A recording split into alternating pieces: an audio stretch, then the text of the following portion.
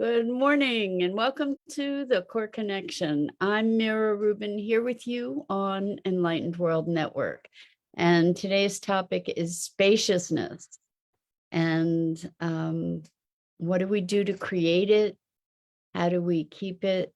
How do we navigate? What are its benefits? Good morning, Rosalind. Welcome. So good to start the morning with you, and welcome to everybody else who's joining us. We're talking about spaciousness today. But before we get started, let's take a minute or two to get present. Let's take a deep breath in through your nose and hold it. And imagine clean, crisp oxygen flooding your lungs, flowing into your bloodstream, nourishing all your cells, all your organs, bringing vital life energy to your body and being. And as you exhale any tension, stress, negativity, fatigue. And now let's take another deep breath in through your nose and hold it. This time, imagine brilliant, bright light lighting you up from the inside out, illuminating, electrifying, and energizing all your cells, all your molecules, your electrons, creating a brilliant beam of light and energy from your heart out into the world. And as you exhale any remaining tension, stress, negativity, fatigue. And now let's press our palms together and vigorously rub your hands together to feel the tickling, the tingling, the sensation, the pressure, the temperature, and all those sensations. Allow them to bring you present right here, right now, into this remarkable physical form that enables you to experience life. Welcome, welcome, welcome. So spaciousness. It's a topic that was coming up a lot in sessions with my clients over the past number of weeks. And it's very interesting that when we look at spaciousness, whether it's metaphorically, emotionally, spiritually, physically, like in physical space, when we create spaciousness, there's often a tendency to want to fill up that space. And what I was hearing from clients is that this notion of spaciousness or the experience of it was a little bit frightening, a little bit intimidating, because it was spacious. It was unfamiliar. It didn't have the definition, the constraints of that they had experienced before the spaciousness. And part of the spaciousness was created by a not knowing, by the uncertainty of possibility, that there are all these opportunities, all these possibilities. And that's what created this wonderful sense of spaciousness, where there was a sense of being able to breathe. And when oftentimes when we create spaciousness in our schedules, the inclination is to fill it up with stuff.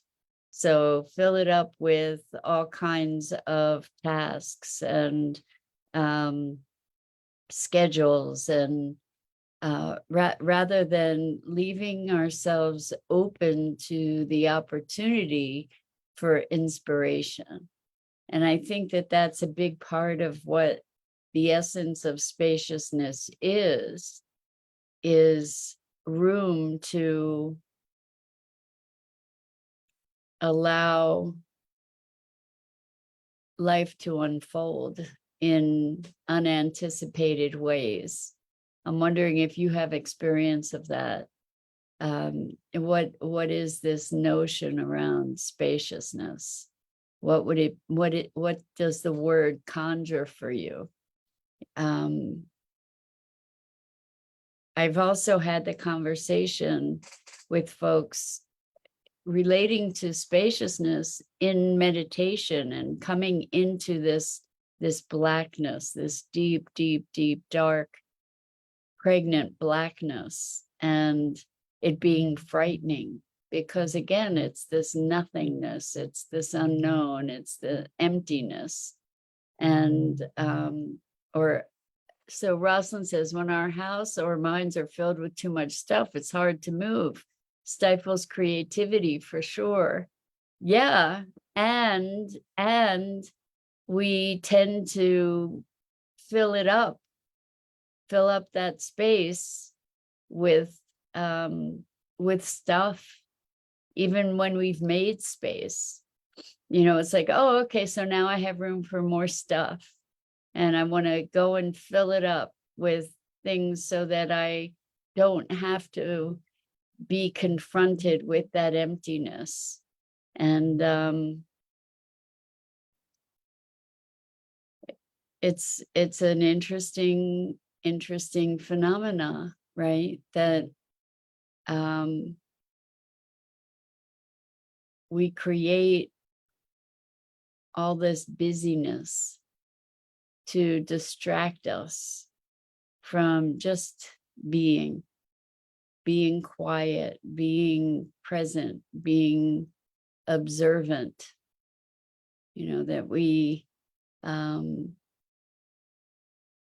we make an opening in time, that we want to then go fill it with appointments and all the stuff that needs doing, instead of protecting it in some way, or deliberately intending to preserve it.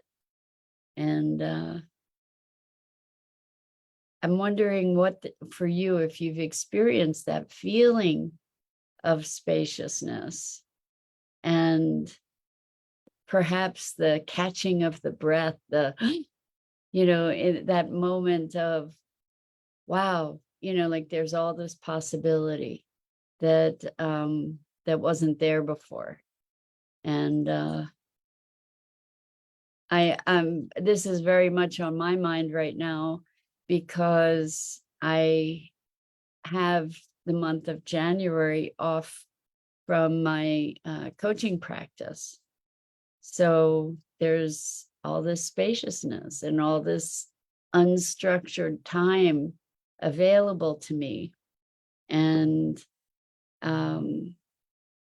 giving myself permission to allow inspiration, you know, to not force myself into particular expectations. It's already at play. Is I've got all this time, what am I going to do with it? You know, rather than how am I going to be with it? And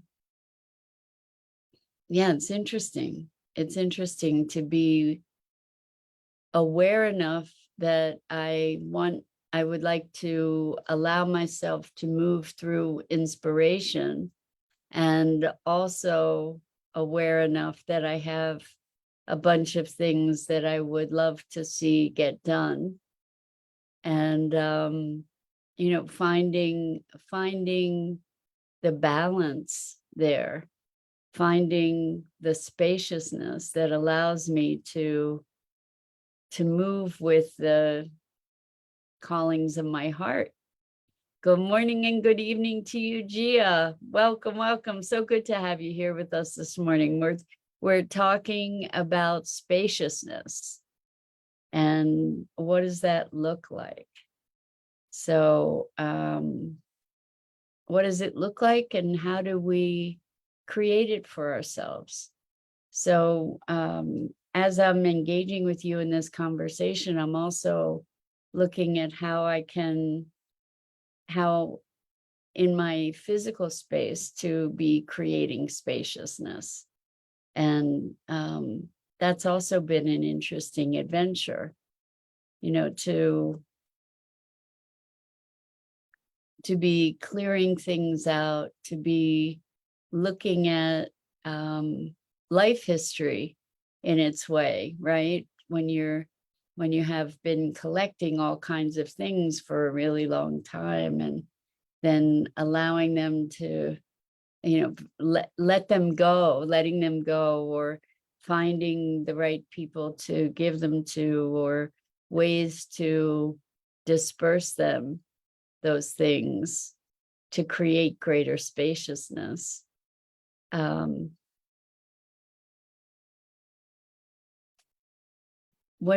I don't know if you've ever had the experience of free fall. I remember as a kid, I would have flying dreams, and then there were falling dreams. And there was just this wonderful sensation and experience of falling. And I also, when I was 30, I decided to go skydiving to celebrate my 30th birthday. And we did have free fall. And it was scary and exhilarating all at the same time.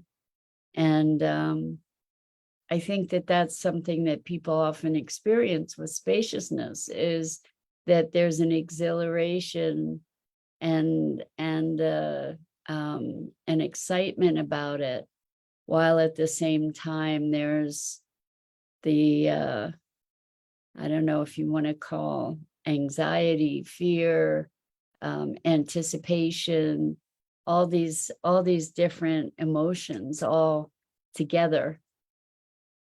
And yeah, it's interesting as we look at new possibilities and stepping into new possibilities in our lives. It may be that the anticipation of the unknown and the fear, or the anxiety around letting go of the familiar, can really go to work on us. And stepping into our dreams can also produce some of that anxiety, anticipation. It's interesting because I've been going to the gym because I'm going to this course in this month to learn how to build aircrete houses. So aircrete is cement mixed with foamed up dishwashing liquid, and then you pour bricks and build this structure with the bricks. And so I'm going to learn how to do this with domes. I'm just very, very excited. It's something I've been wanting to do for 5 years, since I learned about the company that does this. And so I started going to the gym to be able to get myself in shape, to be able to really participate actively in doing this building thing. And so after starting with the gym, I started experiencing some pain in my hip. And so I was working on clearing the pain in my hip. And then 2 days ago, I was talking to a friend. Welcome, Jenny. Welcome. It's great to have you here with us this morning. We're talking about spaciousness. So I was talking to a friend, and I was making my bed, and I wrenched my back just out of nowhere. Now, I don't think I've ever wrenched my back before, but the hip felt better, but the back, I like am being very careful about how I move. And I wasn't really able to go to the gym for a couple days because I was afraid that I would injure myself worse. I went this morning, but I only walked, but it was something at least. But, it's so interesting. Thank you, Rosalind. It's so interesting because I just now, in speaking with you, made the connection that it might have to do with the new possibilities that are opening, like all of this was in preparation for this course, which is part of a dream come true, frankly. Like I said, I've been wanting to do this for 5 years, and it's an integral part of my vision for the eco park and for the home that I want to build for myself. And so my body is just rebelling. And I think it's because there, I've been doing all kinds of session work on myself, but I think that there's a part of me that might be afraid of the dream come true. And I know that I'm not the only one that experiences that kind of thing. And this is the same idea with the spaciousness for dreams come true, spaciousness to step into your vision of who you desire to be and to become. And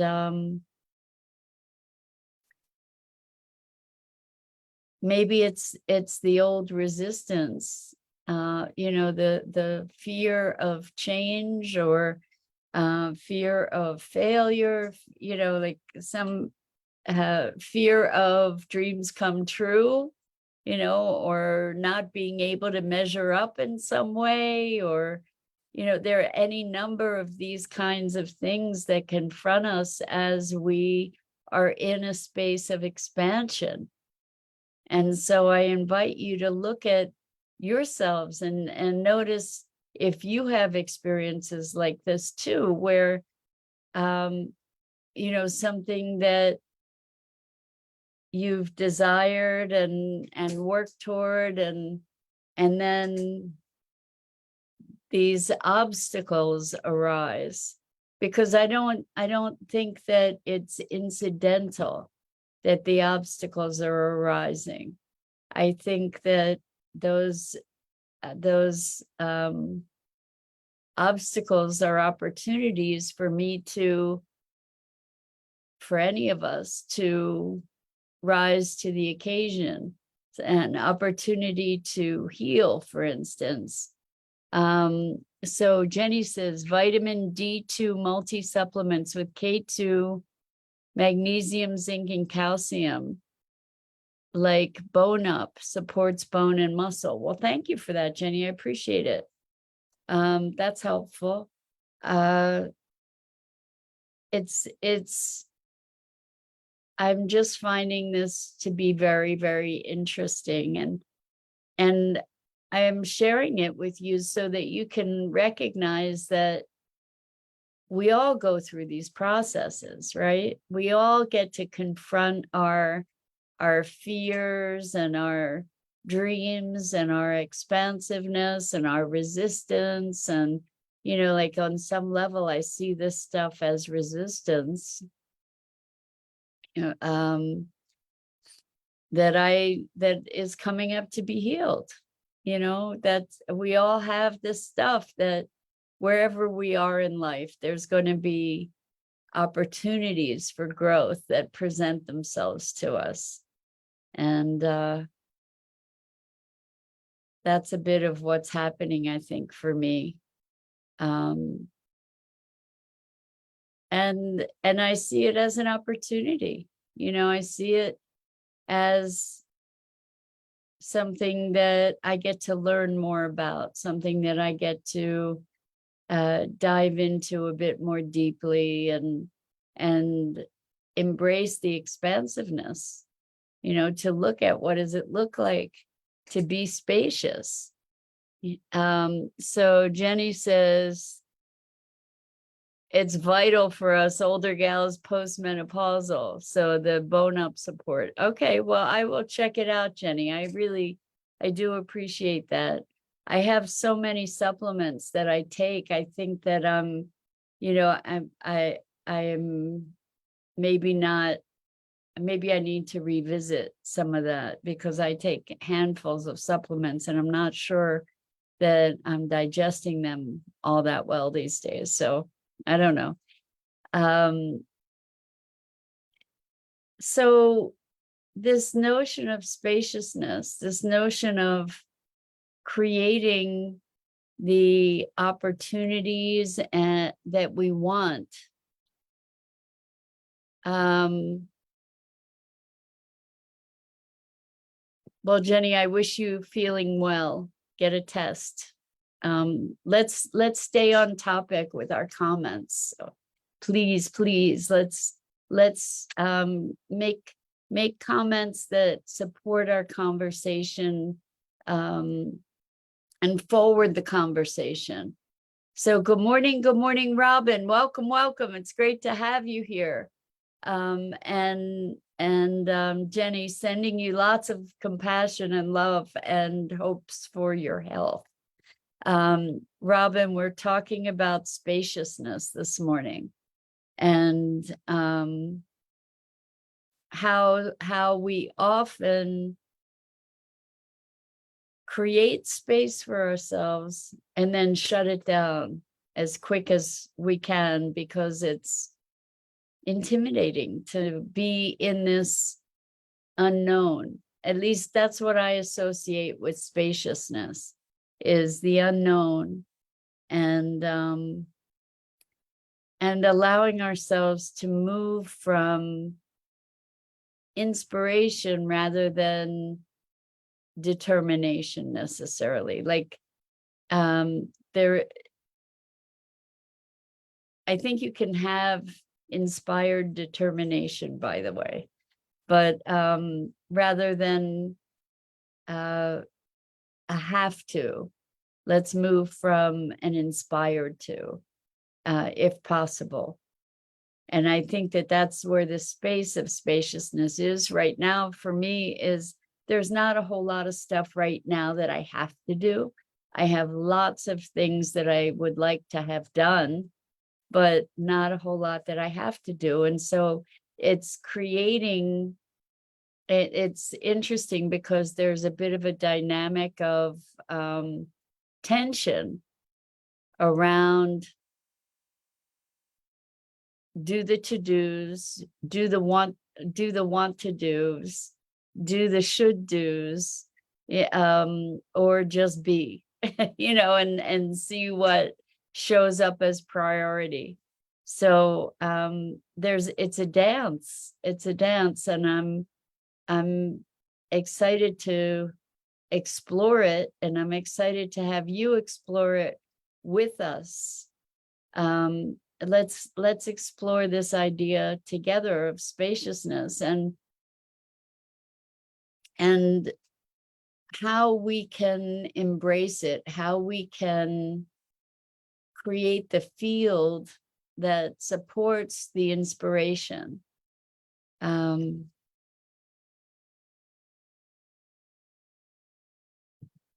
Guilt-free.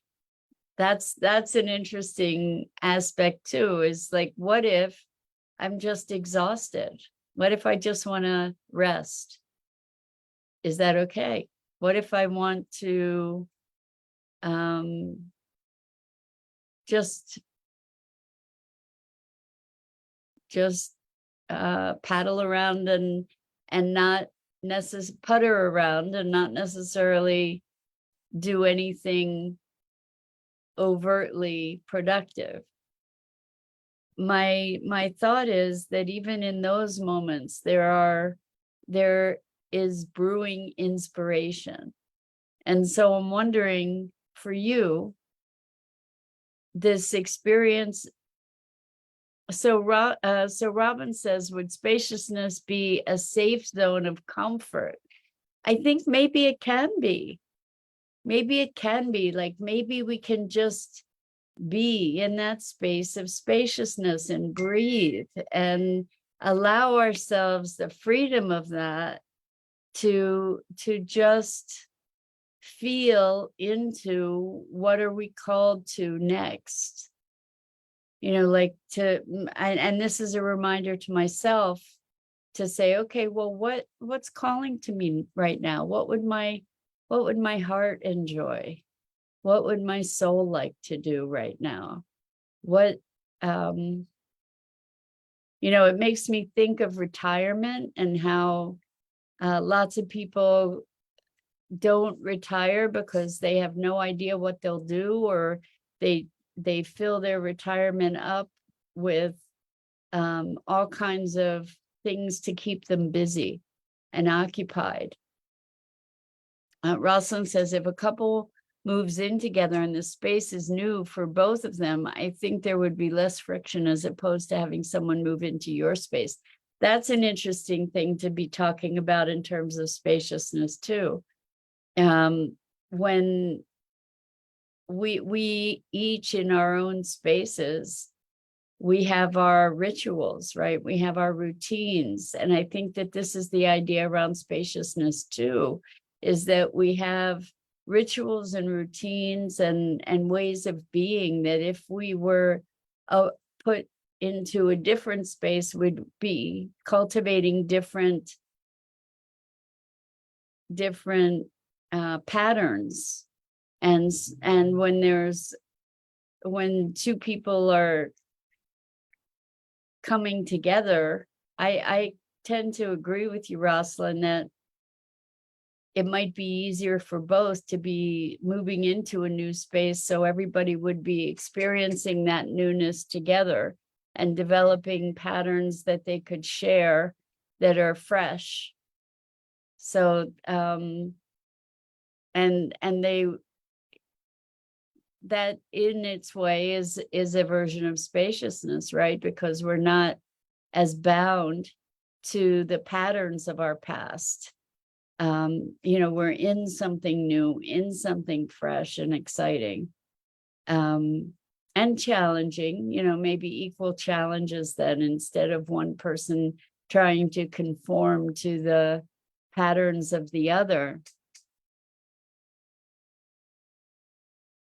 So Rubin says, I guess you could have several spaciousnesses, one of comfort, goals, necessity. I think spaciousness, probably like everything, lives on different dimensions. That we have spaciousness of spirit, we have spaciousness of physical space, we have spaciousness of mind. It's interesting that you talk about goals and necessity. I'm not, I've said it a bunch, but I'm much more acclimated to intention than goals, because goals, to me anyway, goals translate as time-bound expectations, whereas intentions get to be self-correcting without the failure. Goals are kind of black and white. You either make it or you don't. So Rubin says, oh, okay, I'm with you. Goals work for some people. I just know that when I start trying to enforce stuff on myself, then I rebel and I end up going the other way. So setting an intention for me is a gentler, more aligned experience. So anyway, intention, spaciousness, being able to be in the unknown and kind of let life emerge, let the calling to life emerge. I think that's what we're talking about. And with that, I'm Mira Rubin. This is the Core Connection. And I go live here each weekday morning on the Enlightened World Network Facebook page and YouTube channel at 9 a.m. Eastern. And I invite you to check out the other awesome programming on Enlightened World Network, EWN One with the Earth, Enlightened World Living. And I just want to thank you for the opportunity to have these conversations and for your engagement. And I just want you to know that I have so much love for you. Until next time.